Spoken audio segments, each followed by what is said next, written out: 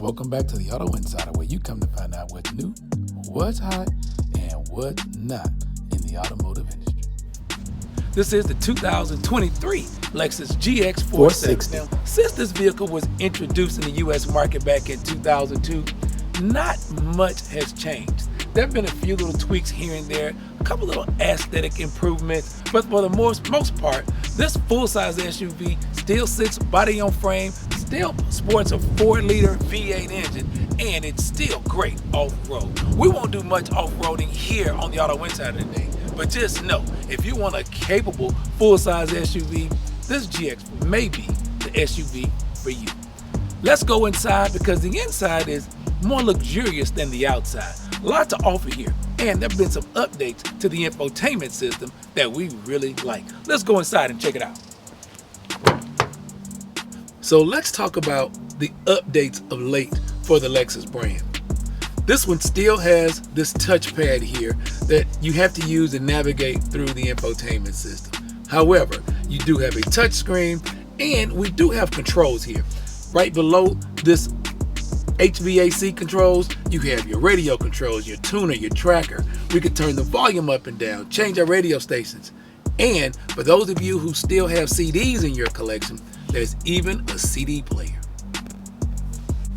And just here above the information center, where I can control my auto for my AC, my fan speeds, I can control the direction of my air from here. I also have a touch screen here on this infotainment system. So I prefer the touchscreen to this anytime on this GX. But if you don't like either of these, there's a third option. You can also go through and make some changes here from the steering wheel. We know that I always love a great place to put my glasses. Well, this even doubles as a rear monitor for moms and dads for what's going on in the second row. This wide angle mirror here lets me see what's going on behind me without having to move my rear view mirror. I like that. But you can also keep your sunglasses there as well. That's what I call efficiency. This is a family vehicle, so you have to have space to store things away. Here in the center console, you have a nice little tray for things you keep regularly, and there's a lot of room here down below. And for people who are shorter in stature, have shorter legs, and your seat's up a little bit closer to the steering wheel, you can actually move these armrests up and back to allow you a place to rest your arm, especially for those long road trips. I'm sure that has to come in handy. Now, while it does have this height control, it also has controls for your dampeners. You can change the suspension from comfort to sport. When it's on comfort, it feels kind of like a boat. It's all over the road. For long road trips, I'm sure that's great. But when you're around town trying to navigate traffic, I think I prefer sport. It gives me a little more feel of being more in control, a little better handling in sport. So right next to that, I'm gonna keep going back to the off-road prowess. This truck is actually based off of a Land Cruiser that was built in Japan many years ago. And it was brought here as more of a luxury vehicle with some off-road capabilities. So here you have crawl control. For when you find yourself out on those trails and you want to go up those rocks without accelerating, the GX470 can handle that too. And just below the ignition, where you start the push button start, you have a way to lock your rear diff. So when you find yourself off-road in a situation where you really need extra traction, electronic locking rear diff at your disposal. And here on the left side of the steering wheel, you have controls for your front view, side view, and rear view camera. Push this button and it tells you everything going on around you. So when you find yourself on a trail and you're approaching a steep incline, you can see if that front bumper is going to clear. And there's a lot going on the front of this truck. Now, let's make our way back to the second row, because if you're looking for a family SUV, that's probably where you're most concerned about how this thing's going to hold up and how it's going to carry your family on those road trips or soccer practice, volleyball practice, baseball practice. Now, there is a bit of a step up in getting in here, but that's one of the things I really like about full-size SUVs. If you don't want to have to climb in and out, then maybe you want to go over to one of those crossovers. You know, the unibody SUVs. Remember, this is a body on frame. This is a real truck built for real truck use. But when we get here in the second row, there's also a lot of comfort here. You have reclining second row seats. Great for road trips. Armrest to fold up out of the way. This cup holder here on the side of the seat seems a little bit flimsy to me. Not really sure how long this will last. I can't say that I've ever said that about a Lexus before, but it seems like this design is a little bit antiquated and it's just right for being stepped on and broken as little ones try to climb to the third row. But aside from that, this second row room is great. You have a tri-zone climate control. So here in the second row, these passengers can control their heating and AC. They can also control their heated seats. These both captain's chairs are heated here on this second row. And I've talked about it recently. AC vents and heat vent are here above your head. So if you're on a road trip and you get piled up here in the center, nothing gets in the way to block the airflow. Really like that feature. Another thing you can do here in the second row is you can let this seat forward and back. So when you have someone in the third row, you can make a little extra room for the third row passengers. But let's go back there and see what this third row is like. Now the real test for a 3-row SUV is ease of access and space when I get back here. Well, the same handle here that reclines the seats doubles as access. Seat size forward just a little bit.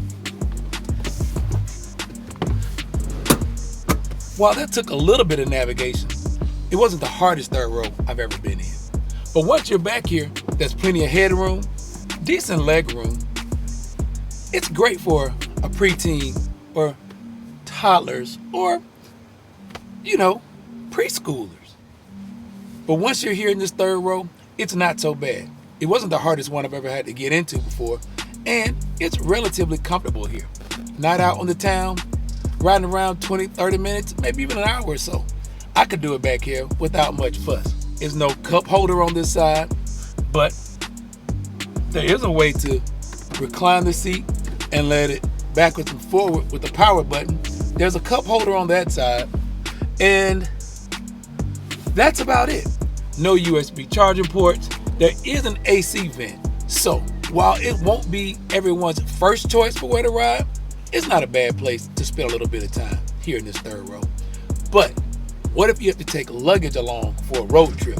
Can you carry 6 passengers and their luggage? Let's check out behind the seat. But before we do that, let's see how easy it is to get out of this third row. What?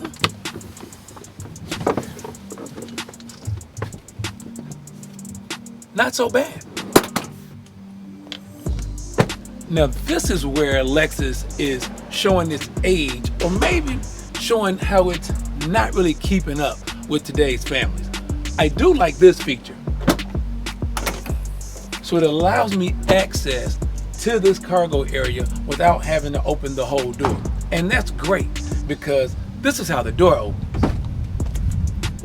While I'm sure when Lexus was designing this door and this opening, there was good reason for it. One of the things we noticed though is if you're parallel parking on the side of a road, how do you get to your cargo area? If you live in a city, very densely populated city, what about cars parked behind you? How do you get access to your cargo area? Well, if the third row is up, no need to worry about that. Not gonna be much cargo here anyway. So as you can probably tell, you're not gonna put much luggage here behind this third row. Maybe a duffel bag or two, but you're not gonna take any family's luggage on any road trip with this third row up. You're really gonna need these luggage racks on top if you're planning any long road trip with the whole family. But if your family's like mine, you don't need all that space, you can fold this third row down, headrest plop out of your way, and you have to hold the button the entire time. That can be annoying when you're in a hurry. But as you can see, when this third row is down, there's plenty of room in here to get what you need. You can certainly take a family of 4 and all their luggage here in this enormous cargo area. And there's also another way to control the third row right here from the second row.